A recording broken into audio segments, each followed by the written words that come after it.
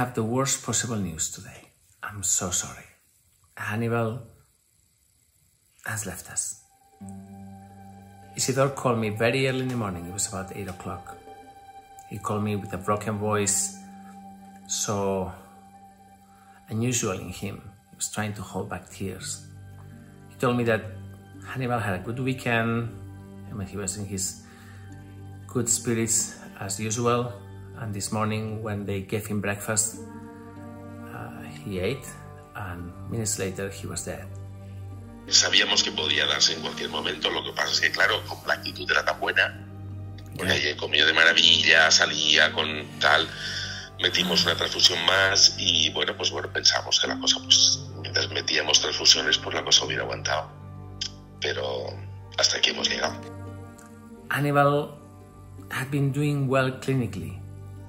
With this I mean, he was in good mood, he was active, he was happy, he was barking and having a good time at the hospital.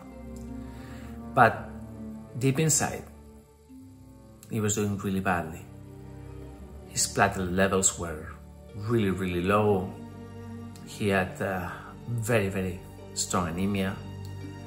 And no matter what we did, we just couldn't make him recover from that.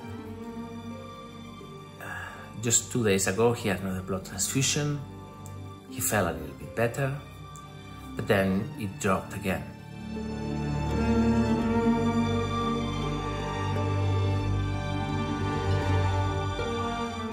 In these past weeks, we discussed the matter with hematologists all over the country and internationally. He had 3-4 blood transfusions in total. But every time we gave him one, after a couple of days or 3 days, the levels went down again. It got to the point where we considered having to give him 1 blood transfusion a week. But then, what kind of life was that moving forward?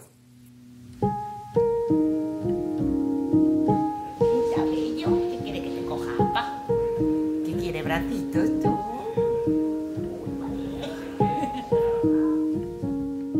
At all moments, we tried to find a solution. We tried to find maybe some drug, maybe something that will, again, increase the production of platelets and bring his blood levels to an acceptable level. The smallest change in hematocrit was celebrated with joy at the hospital. Esto sí que es pura magia. Because during this time, we all connected with Hannibal in such a strong way. And I think this is exactly what happened to you, to the people that are watching our videos. Just yesterday, I had a live session. I spoke for about an hour, 20 minutes. And many of the questions were about Hannibal. And I told everybody, wow, Hannibal is doing great. Clinically, he's doing well. His blood levels are still worrying us, but he's feeling good. So I was very hopeful. Estamos en 28,5 y hemos pasado 23. Over the past couple of months, I have spoken to several families that were interested in adopting him. We had some really good options for him. People that were close to the hospital, that will be able to give him a good life, and that will be able to take him to the hospital really quickly if the need arose. But just a couple of days, I was talking to one of these people and I was telling her, look, I'm really worried because if we give you Hannibal and he has the smallest injury, his blood is not going to clot. And then we're going to have a medical emergency at home and maybe we'll be able to handle it, maybe not. Maybe he's going to die in your arms in a pool of blood. This is why we delayed Hannibal leaving the hospital, because we knew that while he was in the hospital, we could intervene really quickly and stop the bleeding. But what kind of life would have been for him moving forward? Hannibal wouldn't have been able to play with other dogs, and play with other humans, or run in the park. Small cat, just him stepping onto a little sharp stone or something, or like a piece of crystal, could have led to a hemorrhage and and him died. Just a couple of days ago, I considered taking him out of the hospital and bringing him to my own house. But then I was reluctant because I have other dogs here.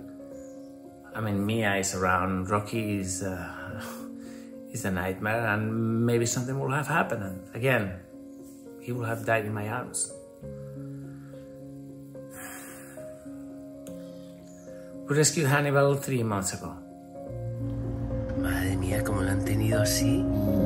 Vale, vale, no te enfades. Dios mío, pero bueno.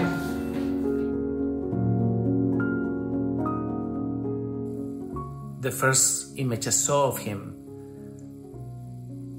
I mean, I knew it was a dog because they told me it was a dog, but really I couldn't make up where the head was, where the body was. I mean, this dog had been suffering from such a horrible neglect for so long that it was surprising that he was still alive. He had been found on the streets and taken to a kill station, to a pound.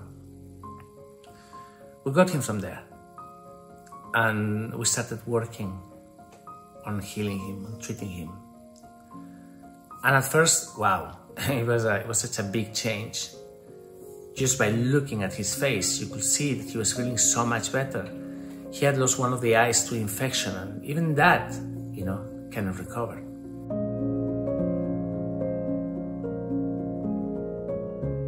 But as days passed, we realized that his external appearance wasn't so important. What was really, really damaging and really, really worrying were his blood levels. There was anemia, that anemia wasn't recovering, and increasingly it looked like there was nothing we could do other than managing temporarily the situation.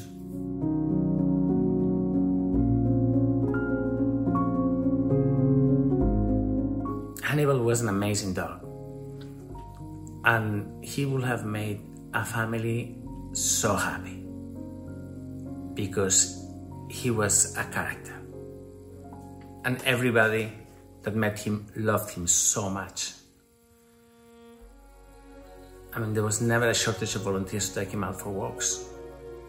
This is a dog that carried himself with certainty and pride, and he will be walking around the clinic like telling the world, hey, I'm Hannibal, I'm doing better, look at me, look at me, look at me. Esto es increíble. Las ganas que tiene de vivir, ¿eh?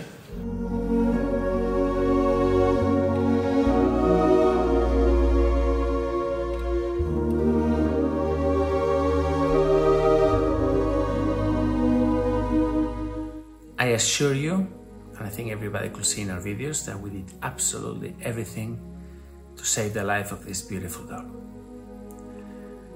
We had ensured that if he left the hospital and once he recovered, he was going to have a beautiful, beautiful life. Unfortunately, in the end, it couldn't be. I always say that medicine, and this is veterinary medicine, it is not an exact science.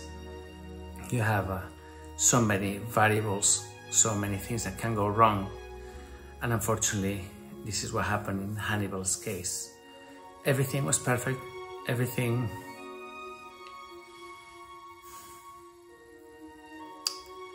It just couldn't be. I'm sorry. Rest in peace, my beautiful friend. So long.